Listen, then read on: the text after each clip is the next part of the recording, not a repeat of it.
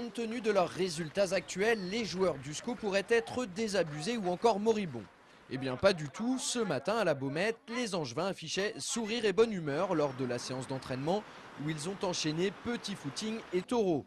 Une attitude qui plaît à Jean-Louis Garcia qui a secoué son groupe samedi matin au lendemain de la défaite face à Guingamp.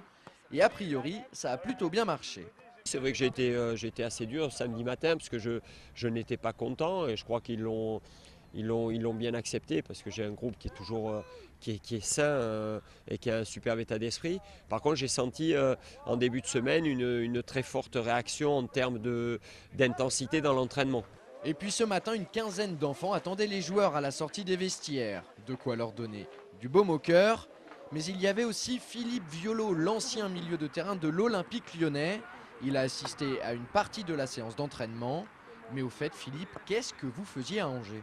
Tout simplement, je travaille dans la gestion de patrimoine aujourd'hui, et particulièrement pour les sportifs de haut niveau. Donc je suis venu voir certains joueurs d'Angers, certains qui travaillent déjà avec nous et certains pour éventuellement les conquérir. Voilà. En tout cas, Philippe Violo n'est donc pas venu pour piller l'effectif de Jean-Louis Garcia, ça c'est tant mieux. À ce sujet, l'année prochaine, le SCO pourra encore compter sur Charles Diers, à qui il restera 2 ans de contrat en fin de saison. Arrivé en juin dernier à Angers, l'ancien Clermontois a effectué de bons débuts au sein du club angevin. Seul petit bémol, depuis plusieurs semaines, il n'est plus titulaire.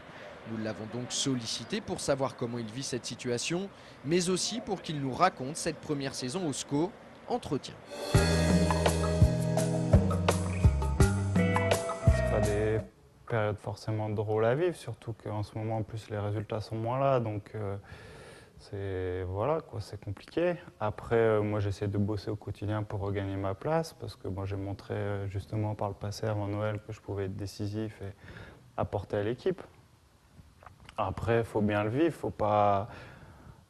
faut chercher le positif de ça, faut se dire pourquoi on joue pas, se poser les bonnes questions. J'ai sûrement été moins bon à un moment, donc j'essaie de retrouver mon niveau. Après, je suis un joueur qui a besoin d'enchaîner les matchs par rapport à mon gabarit, tout ça. Je peux faire la différence sur un match, alors que voilà, à partir du moment où j'ai commencé à enchaîner les matchs, à trouver le rythme et tout, c'était toujours de mieux en mieux. Donc, ouais, c'est vrai que c'est pas évident de pas jouer quand ça marche pas. Après, on veut toujours aider l'équipe parce que ça reste la priorité, c'est l'équipe. Faire le bilan de la saison, je serais plus tenté de dire on le refera dans cette semaine parce que si les 7 prochains matchs sont catastrophiques, moi personnellement, je trouverais qu'on a tout gâché, quoi. Après, si les 7 prochains matchs sont très bons et montrent que voilà, on a eu 2 passages à vide dans cette saison et que ce sera positif quand on saura à nous de faire pour que ça ne se reproduise plus.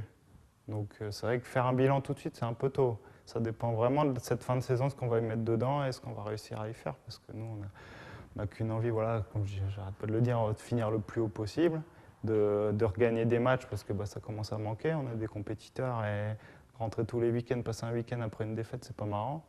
Donc voilà, on a envie de retrouver la pêche, de marquer, de ne pas prendre de but, de faire des choses positives sur le terrain.